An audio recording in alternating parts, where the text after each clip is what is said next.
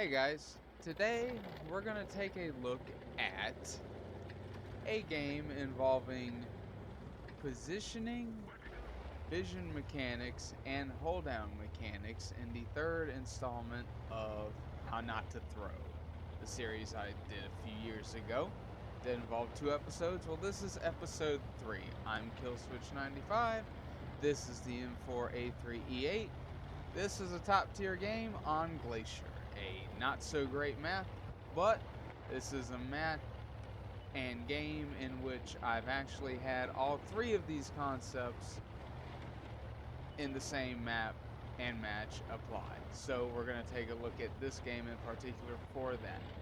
Now, as far as positioning goes, you've got to know your tank and know the map. The map knowledge and tank knowledge comes with time. I'm gonna get some shots in this M10, but I know my tank well, which is a tier 6 Sherman. It's got good view range, decent mobility, hold down capability, but not very good armor. Overall, the accuracy is not the greatest, but it has a quick reload that makes up for it. So, my initial play, get some shots on this Ho-Ni, is to allow myself to set up to where I can put fire out at long range. And if you look and see on the minimap here, that Ho-Ni was around the white line on my minimap, which means he's just within or outside of my view range, but within the yellow line on my minimap, which is the render range. Between those two spots is a sweet spot for a tank like this. So you can get fire out without potentially being seen or returned upon, which in a tank with no armor is most beneficial. So that's what we're going to do. This VK, he's right within that sweet spot. He's never going to see me. I'm just going to sit here and fuck him up. He backs away. It is what it is. I'm up to 800 damage for free. Now, our 32M over here, he decided to fall off a cliff and kill himself. I know I've got the M10 over here and the FV. T-34 is playing in the ridge. I don't know what else is over here. I'm going to let that VK take point and see what he can see. But for now, oh, G-Row up. I'm just going to use long range sniping capability and my positioning. I'm up on a ledge. Even if a light tank got relatively close, I've put myself into these bushes right here, which means I have initial stationary camo. I wouldn't get spotted unless I fired.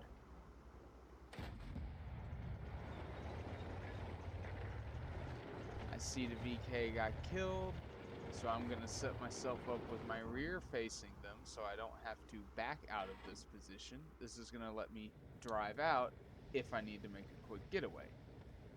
And I'm going to sit here and use my maximum view range to spot for myself. This is why I let the bushes stay see-through.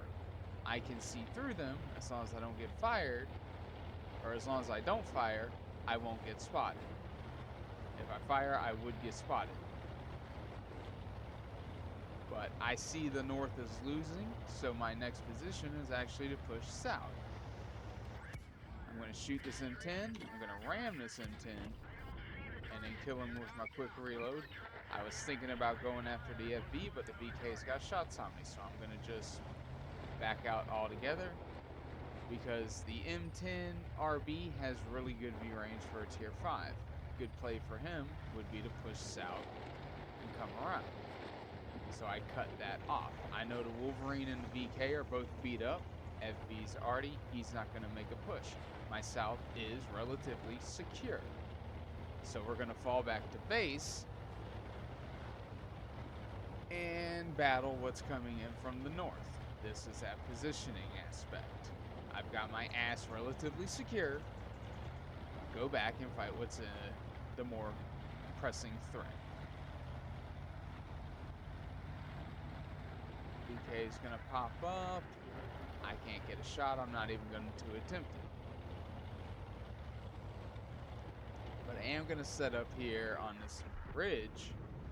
There will be no shots on FBK. There will be bushes here, and I'm going to use them in a spotting and shooting position. I'm going to set up to where they're see-through, and then I'm going to back up to where they're opaque. Like now. Now, I can fire through the bush without getting spotted, because I can't see through the bush. But because I can't see through the bush, I can't spot. So that's something you have to keep in mind right there. Now in this position, they could be pushing up from the south, so I'm still going to go and push this STRV because I need my north secure. Once my north is secure, I can go back and deal with what I left in south, if need be. If they stay there, lots of times they'll continue to move. And that's what the strength of a tank like this is. A lot of tanks that don't have very good armor, they have decent mobility, and you want to use that. So we're going to get hull down here a little bit, not really, but we're going to get more hull down against this Churchill here. He's going to get a shot on me probably, that's fine. Let's see if I can get another one. No. Now, as he was backing down, you'll notice that the rear half of his tank silhouette went red. That indicates that he's behind terrain. I can't shoot him. Now here, I'm going into a hold down position. Right here, I'm barely cresting the hill, which means my turret is just getting exposed. And what that looks like from his point of view is more or less just the gun poking up. My hull, which is completely relatively unarmored and weak, is hidden under this ridge right here. So he's only getting the turret, which has decent turret armor, not on the sides, relative by the penetration indicator there, but I'm keeping my hull hidden. In doing so, I'm presenting a smaller target, which is going to make it harder for him to actually shoot me back. And you can kind of see that because he's not even firing. He doesn't really have a good indication. I was trying to get a more ridgeline view there, but apparently that's only as far as the camera zooms out. First time I've tried that is what it is. Now at this point, we're going to set up on the ridge and use our range games. Everybody's outside of spotting range, and even though those VKs are within spotting range, their view range isn't as great, so they're not going to see me. And that's another strength you want to use with a lot of tanks nowadays, actually. Playing a heavy tank in pubs doesn't really do you any good. You don't have the mobility, you don't have the rate of fire, or the accuracy, really.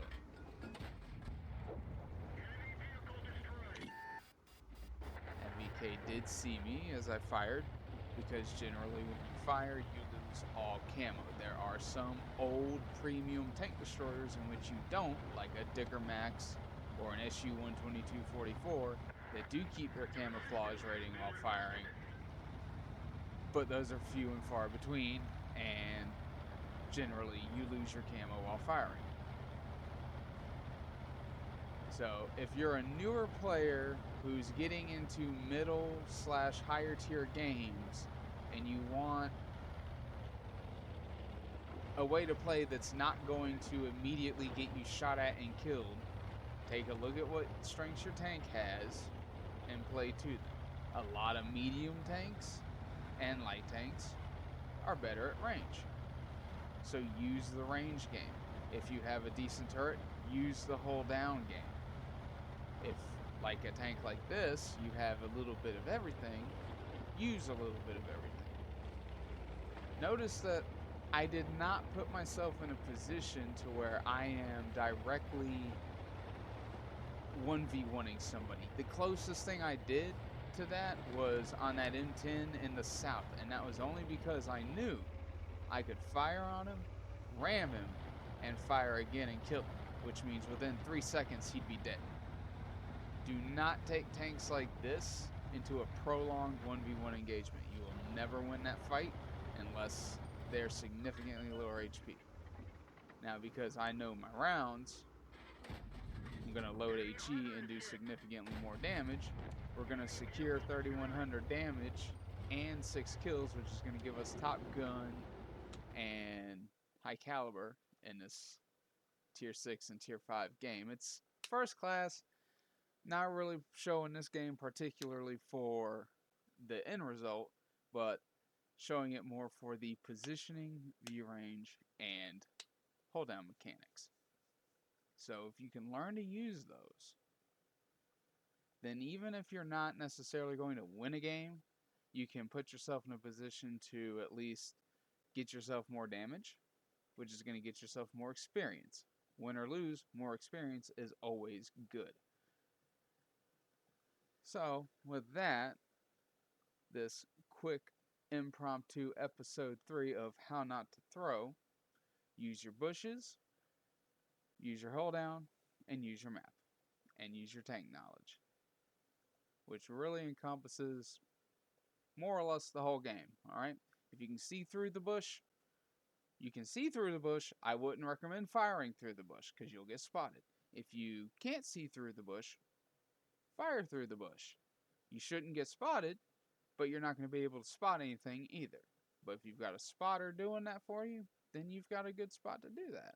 If you've got a tank like an E8 or a Patton that's got decent gun depression and you've got a ridgeline, use the ridgeline. There's no point in putting your whole tank out there. Just put your head out there, see what you can get.